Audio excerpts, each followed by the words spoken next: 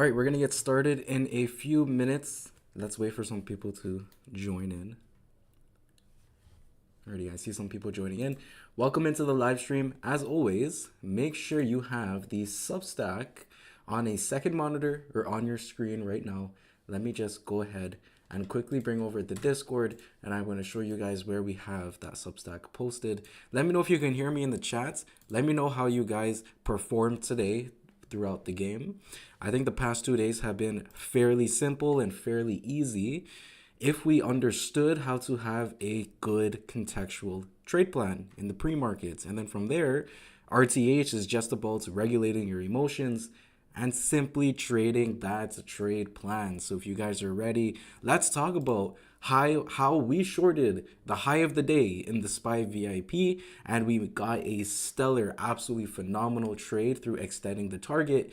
And that was it. We were done before lunchtime. We took our cash and we went into the afternoon. So let's go ahead and jump into the announcement section right here. Every single day in the Tradingwarz Discord, I will share my Substack. This is my pre-market analysis and my pre-market trade plan for the ES and MES ticker, right? The index fund, right? This is the futures positions that we have active from a day trading and swing trading perspective in Tradingwarz. So let's go ahead and click on this, and then we're going to do a full rundown of how we executed the trade plan, and we're also going to do a full rundown of here's the pre-market analysis. We're also going to do a full rundown of the Discord. So if you guys are ready, let's go ahead and just jump right into it. Let's just jump right into the nitty gritty of things. First of all, if you are new to what we do around here, we are contextual analysts. My name is Derry. I've been trading ES and MES for 4 years. Every single day I've spent behind this chart for 4 years of my life straight. Not 4 years, 1 year there, 1 year there, 1 year here. No, 4 years consecutively I have spent behind ES, and I spent mastering myself. I've spent mastering the chart, and I spent a lot of time refining my own process and edge, because I have mentors that are real professional traders, and every single one of them will tell you the only difference between a regular retail trader and a professional trader is process and edge. Process and edge is going to set yourself up in success such that you do not succumb to your emotions, because succumbing to your emotions is the only reason why people fail in the markets. The market in itself is extremely self-explanatory. It's extremely simple, especially in our day and age where things just seemingly endlessly go up. But people still fail, and there's an 85 through 90% failure rates, because trading and the stock market is one of the most emotional things in the world. And as professional traders, we have to take advantage of other people's emotions, and we have to use that to literally create an edge. And that's what we'll talk about today. So let me just quickly delete these arrows here so the chart is nice and clean. And we're going to go ahead and jump into the pre-market analysis from this morning in my Substack. I'm going to copy and paste this in the chat so you guys can see the pre-market analysis. And then later today, we're going to do the after hours recap, in which we'll talk about everything that happened and some notes heading into tomorrow. So firstly, the day trading analysis, the bias for today, we are neutral. And before we jump into the levels and the entries, neutral bias is very important to understand, because a neutral bias doesn't mean that you have to short and long back and forth, back and forth. It just means that the chart is likely to produce two-way action, and both sides have merits, because we've just been stuck within last Friday's range. One side only gets run over when the breakdown or the breakout of last Friday's range occurs. And based on what happened overnight today, that's what flipped the chart more neutral. So let's go ahead and jump into the notes, and let's discuss everything that happened overnight into our trade plan. And remember, the market structures will dictate who's trapped and who's in control. If you're a smart trader, you're always trading against the trapped traders. If you aren't doing so, you're going to be trapped and you're going to lose. Why? I spent 4 years being trapped until something clicked. And what clicked was the market's structures. Number one, trend or range. So price is getting close to a full backtest of last Friday's range, traversing up the entire minus 3% move, almost 67, 60, 75 through 67, 72, 50 is the last resistance to get above before 100% of the range gets reversed on, expecting a big reaction in this macro resistance, which can produce more range trading. So regardless of the overnight bounce that we had, we just quickly look at the chart here, regardless of this overnight bounce that we had, our bias is still neutral because we're bouncing into macro resistance at 67, 60, 75 through 67, 72, 50, which could create more range bound trading as we're literally just going back and forth, up and down within last Friday's range. Let's continue reading here. Our bias is neutral. For the bull focus today, for buyers, the main focus is to backtest the biggest breakdown trigger from last week. There are two of them, 67.4150 through 67.4725 and 67.6075 through 67.7250. The failure of these support zones is what triggered the major liquidation along with external context. So before we continue reading, let's talk about why these levels are so important to the charts. And if you're a day trader and you're not zooming out, then you're probably not a profitable day trader. You have to zoom out in order to align with the context of the charts. And a day like today is such an important example of what I mean by that. Let's go to the 1 hour time frame and let's zoom out. Remember, guys, when we're talking about market structures, when we're talking about breakdown and breakout triggers where somebody got trapped in the past, we have to connect the dots and we have to zoom out in order to understand the contextual significance behind the levels that we're buying or we're selling. Because obviously, I have a lot of levels on this chart. I have a lot of zones on this chart. But each zone is built differently. Each zone has different significance. And each zone, right, is not as important as the other. Some of them are just a little lackluster. The only way to understand the significance behind the zone is to connect the dots, right? So 67.4150 through 67.4725, this zone right here, this was our first macro area of interest. And when you connect the dots, go right to left. Just continue connecting the dots here. Continue connecting the dots. You can understand why this zone is so important to who's trapped and who's in control. Do you use the 24-hour charts, all hours or no? I had missed the gap today because I was on the 24-hour chart. Seems like a big mistake. So for futures, we have all the price action on the chart. We have extended hours.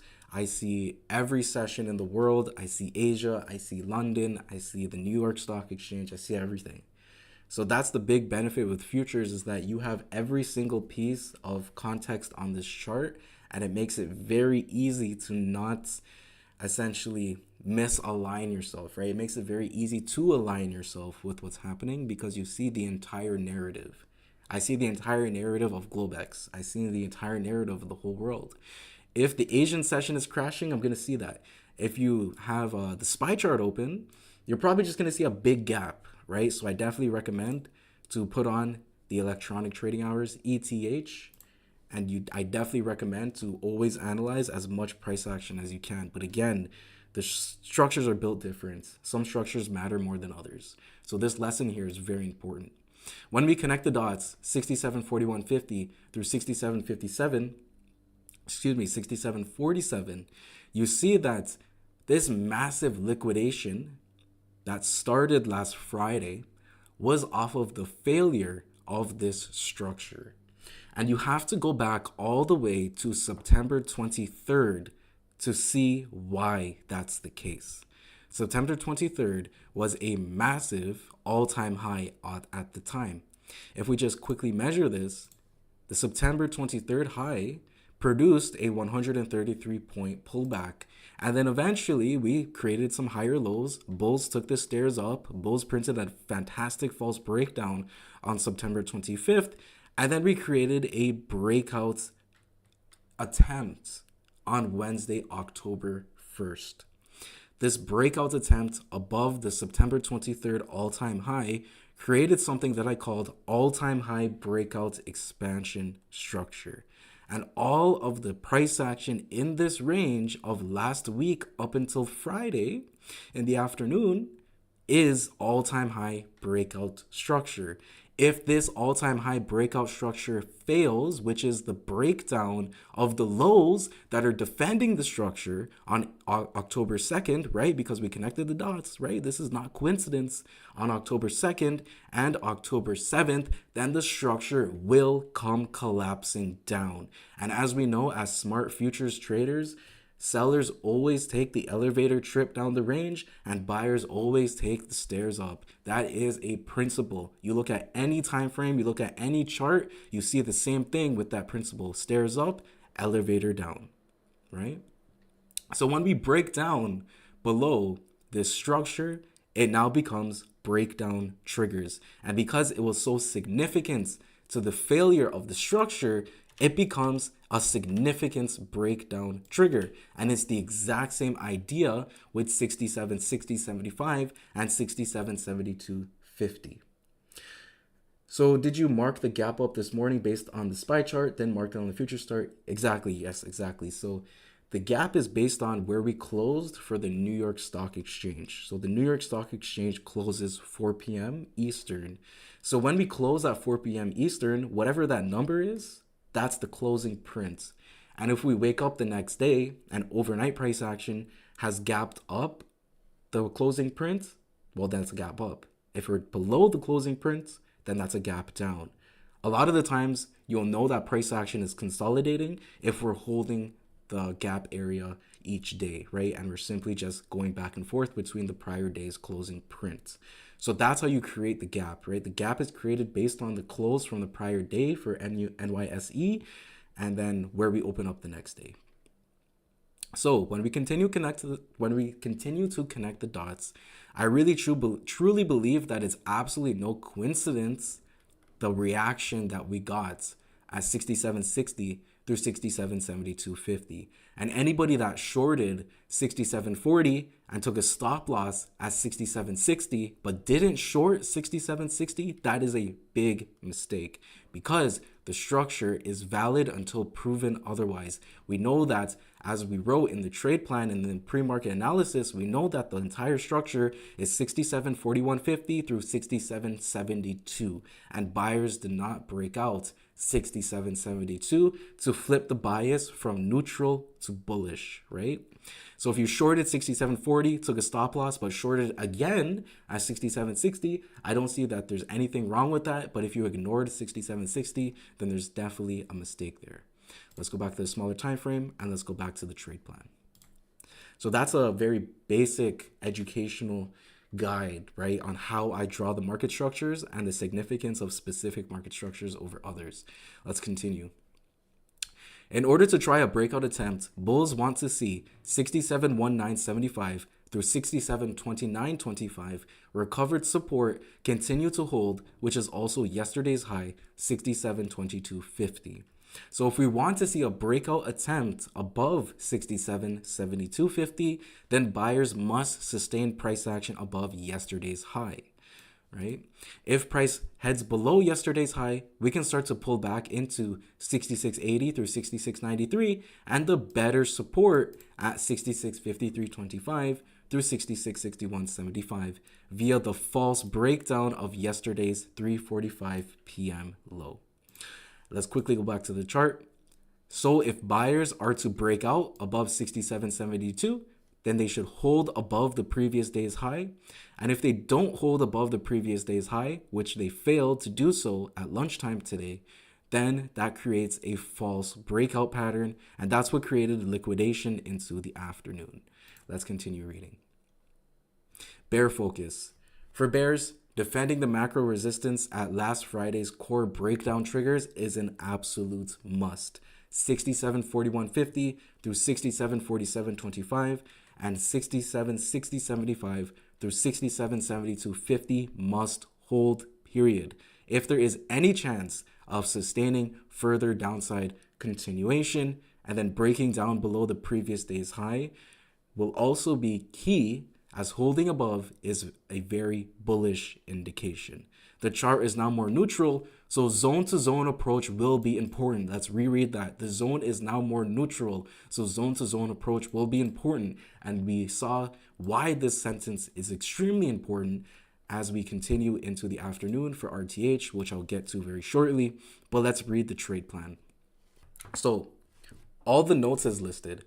All of our contextual analysis is listed. We have a good idea of the market structures in play. We know which market structures are more significant than others. And remember, we also want to trade against the trapped traders. That's what the market structure is going to dictate, right? So it's smart traders. How do we formulate a trade plan? How do we set ourselves up for success? The contextual bias is neutral. Let's do a trade plan now. A complete backtest of last Friday's range is not unusual, and it's expected after a massive flush like last Friday. Remember, after breakdowns, when the market cools off, short squeezes are inevitable. So this is another principle of ES. For today, the macro resistance takes the spotlight, and nobody would be wrong to short the most significant breakdown triggers from last Friday, which are 67.4150 through 67.4725 and 67.6075 through 67.7250. The latter being more important as it's the first and last breakdown trigger to defend before the chart flips bullish. Especially considering that if these resistances hold, we can still remain range bound, which is the parameters for today's session, within last Friday's range, with the overnight range trending into it. I don't mind risking my points at these macro resistances. I want to take advantage of the latter most significant breakdown trigger on the charts, which is 67.6075 through 67.7250. The predetermined entry model, or the false breakout of last Thursday's low, 67.6075, both make a lot of sense for execution. Other than that, the false breakdown of 66.5325 through 66.6175 at yesterday's 3:45 p.m. low looks great. And obviously, yesterday's low false breakdown, if we manage to get there today, which is unlikely, at 66.32. And below here, I have outlined the most significant support and resistance structures on the chart for anybody that may be confused. So here are the most significant support structures that could change the bias of the charts, right? If we break down here, we get more bearish. And obviously, if we break down last Friday's low, we get very bearish. And these are the macro resistances that if they break out, intraday becomes bullish, macro becomes bullish as well. So with that in mind, those are the most important resistances and supports to pay attention to. If you guys are ready to look at the chart, let's go ahead and jump into it. I see one more question. Tried 67.41 for the 4 short and failed. 67.6075 was the right level to short today. Yes, and we're going to talk about why we shorted 67.6075 in the Discord. So let's go ahead and jump into the charts. First of all, the support structures that were extremely significant did a phenomenal job. We talked about how it was unlikely to get to the prior day's low, and it was unlikely to get to last Friday's low. So 66.5325 through 66.6175, that was the area that anybody that wanted to long today, it made a lot of sense, right? As we pulled back into it, remember the bias is neutral. And the false breakdown of the 3:45 p.m. low, which we talked about in the trade plan, was actionable. And I saw a lot of you guys take this long. The entry model was very easy in my opinion, because you know that the market is exhausting its range potential. Sellers are active for the entire day for the most part, but the bias is neutral, such that the false breakdown of the 3:45 p.m. low made a lot of sense, right? RTH at this point is already minus 107 points, so it makes a lot of sense to look to reverse back up into the middle part of today's range, right? 50% of the range. But I think the main setup for today was shorting the macro resistances as we trended into it at 67, 60, 75 through 67, 72, 50. And I will say this again, 67, 41, 50 and 67, 47, 25. There is absolutely nothing wrong with shorting here. Absolutely nothing wrong. But you cannot ignore the market structure above it, which is just as important, if not more important. And let's go into the Discord. And I'm going to show you guys in the SPY VIP how we traded these levels today. And I'm going to show you all of the live commentary, right? So right off the bat, we ended up ignoring 67, 41, 50 in the trade plan. If I go back to the trade plan very quickly, you notice here, I want to take advantage of the latter most significant breakdown trigger on the charts. The number one reason for me doing that is because in the pre-market and overnight, we're already testing 67, 41, 50. I want to take advantage of the first test of these levels.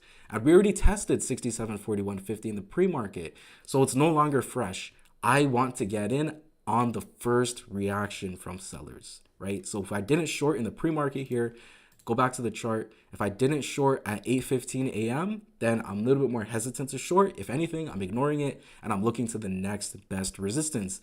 If we had this pre-market reaction at 67.60, that's a different story because 67.60 is the last defense for sellers before the chart flips neutral, right? So again, to reiterate, because we had better resistances above 67, 41, 50, and we already tested it in the pre-market, I ended up ignoring it and I wanted to take advantage of the latter more significant resistance. And if I go to the Discord here, the bot at 10:07 a.m. called out that 67, 60, 75 through 67, 72, 50 is active. And when the bot is active, it means our trade plan is active. Our brains don't need to be active, but our trade plan is active. What I mean by our brains that don't have to be active is we don't have to overthink this, right? We don't have to just immediately click short because our Discord bot said it's active short. We have to apply the entry models, right? So the predetermined entry model worked out perfectly fine for anybody that works a day job or anybody that's extremely busy and can't look at the chart in real time. But the false breakout entry model presented itself extremely well. And let's go back to the chart. At 10:13 a.m., I said that the potential false breakout market in looks good too. When we see this wick right here, we see this inside bar right here, we get another reaction from 67, 60, 75. You know that the chart is looking to trap buyers here potentially. And all we want is an advantage. We don't need price action to confirm that it's breaking down below the prior day's high to short. All we need is price giving us indication that there's supply here and that sellers are active here, and we're gonna bet our cash here because this is the spot that's going to give us the best risk to reward, period. If you're shorting the market, 67, 60, 75 is the best area to short futures, period. As we are anticipating a potential trapped buyers situation, and we're anticipating it with good risk to reward. We don't need over confirmation, right? We just need a viable setup and we just need price action to confirm our entry model. And the entry model got definitely confirmed here as we spent all this time printing wicks rejecting 67, 60, 75. Buyers could not print any of these 15-minute candlesticks to close above 67, 60, 75. And I said in the Discord that this wick was honestly enough to showcase that there was supply in the zone and anybody that was interested would mark it in via the false breakout shorts. That's it. Trading doesn't have to be more complicated than that. We identified our high conviction, high probability area of interest based on the fact that if this resistance fails, it flips the chart more bullish. And we identified our entry model, how we're going to participate in the game through price action. Absolutely nothing else. No indicator, no opinion, no thoughts, nothing. It's just price action, right? Just price action is telling me what I need to do. And that's what any single professional trader in the world, trust me, my mentors are professional traders and they trade millions of dollars. They're using price action, and the behavior of price action will show you the behavior of market participants. Let's go back to the original premise that we talked about at the beginning of the video.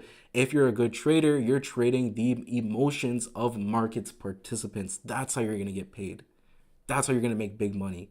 That's how you're going to make a 5, 6, 7, 8, 9, 10 trade, right? You have to set yourself up anticipating a trapped buyers or trapped sellers situation. And then when the price action is giving you all the information that you need to turn your brain off and you need to execute the setup. Because a lot of people would be scared shorting up here because the overnight session is so bullish and the pre-market and yesterday's session is so bullish, right? There's a lot of people that's scared to short up here. So you have to turn your brain off, you have to align with the market context and structures, and you have to be willing to risk your points. That's very important. You have to be willing to risk your points. If you're not willing to lose what you put into this trade, and this trade shouldn't even be anything crazy when it comes to position sizing. This is a day trade, but we'll also talk about how you can swing trade this. Your position sizing is good. You have no emotions. You have understood that what you put into the chart, it could be lost. And you simply click sell, stop loss above the zone. And why does the stop loss above the zone matter?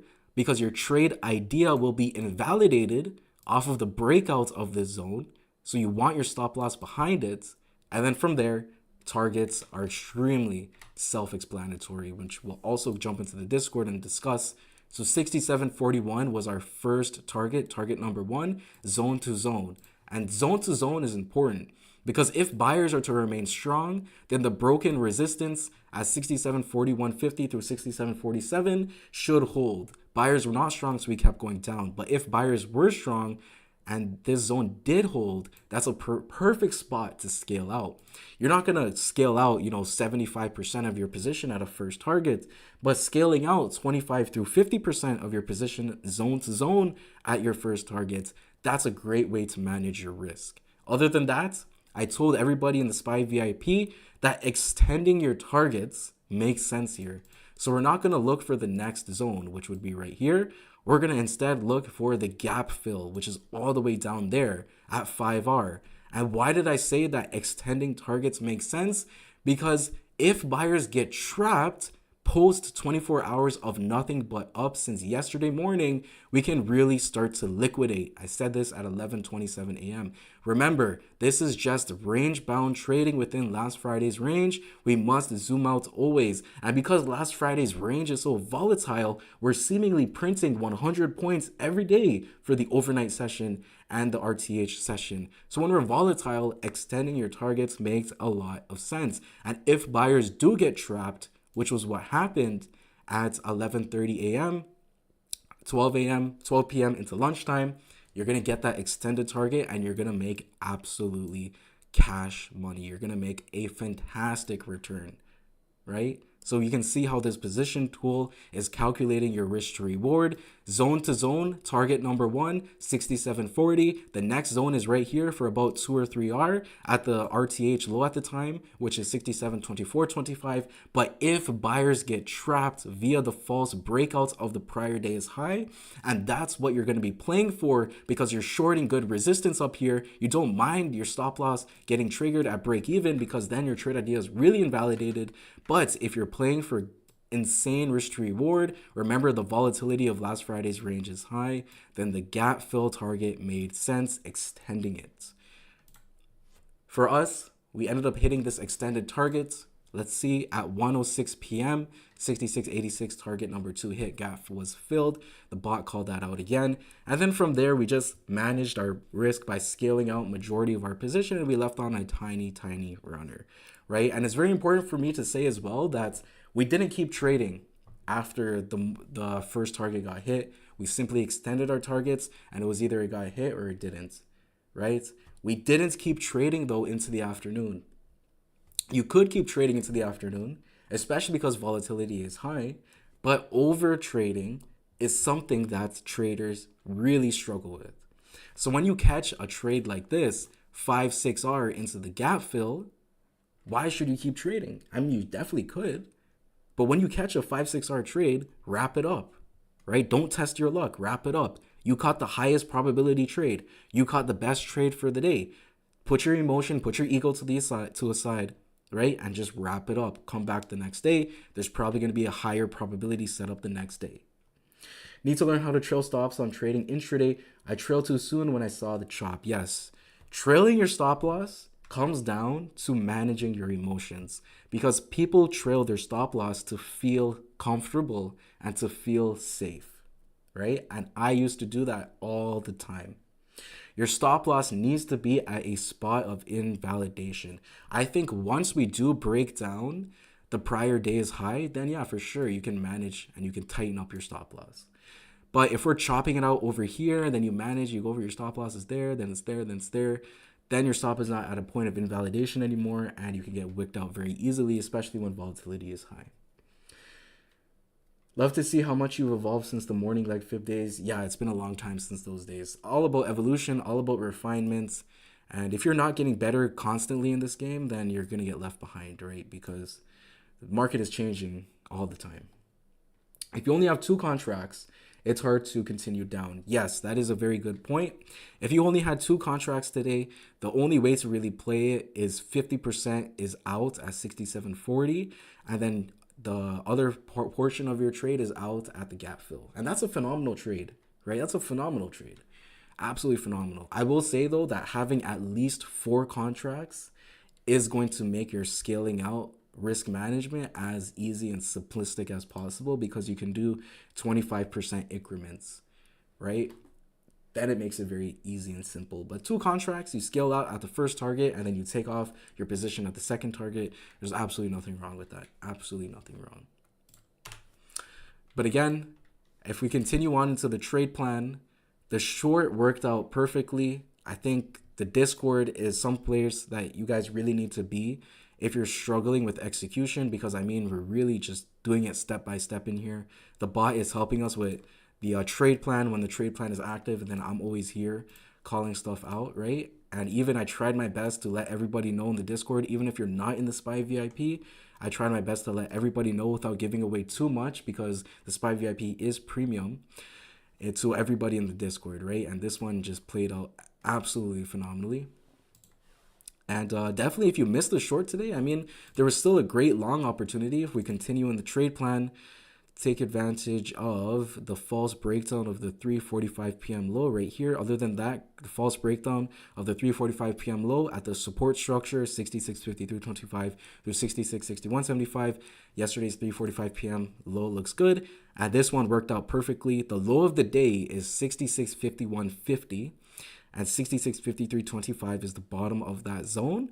And we printed a phenomenal false breakdown of the 3:45 p.m. low. That false breakdown is easy if you didn't catch the short. But I will say, though, that the short is definitely the best trade for the day based on the context at play, based on the setup at play, everything that other market participants may be doing, which is probably being extremely bullish in a neutral environment. You want to do the opposite, right? So I do feel like a lot of people were buying up here when they definitely should have been shorting, but just purely based on the setup, right? That's not my opinion. This is purely based on the setup and the chart. But either way, that's gonna be all for today's session. Once again, if you're not in the Discord and you struggle with execution, I highly recommend to join the Discord. I highly recommend to join it, even if you're struggling or you're doing well with execution, but you want a community to bounce ideas off of back and forth, or you want to look into stocks, you want to look into SPY, you want to look into options. I do believe that I should be working on an put selling, or should be a put buying, I guess is the way I read it. I'm not too familiar with options, but we should be looking into getting some puts at these setups as well. I had one mentor that got puts at the top over here, and he got 1,000% off of those 0 DTE puts. And it made a lot of sense it made a lot of sense for 0 DTE puts at the top over here, because those puts are going to be absolutely dry. There's not a lot of people that are buying puts up here unless you're a professional trader, right? So as those puts are so dry, you're going to get a fantastic deal on it.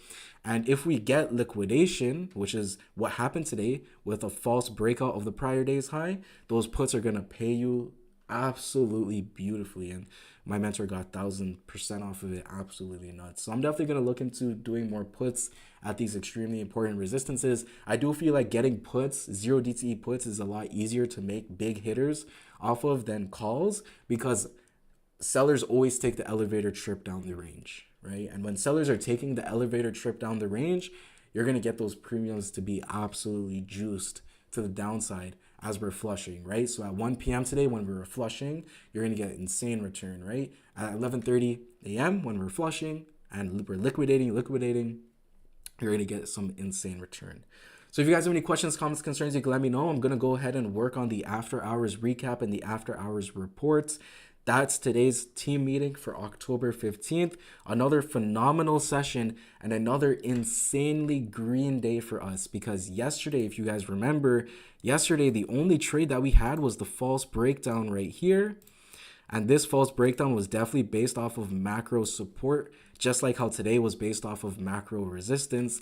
Yesterday was an insanely profitable day, and today was an insanely profitable day as well for my beautiful SPY VIP members. If you guys need anything from me, tradingwarz.com, or send me an email, or contact me on X, or contact me on Discord, and I'm going to be there and I'm going to support you, because you guys have been supporting me relentlessly for years now.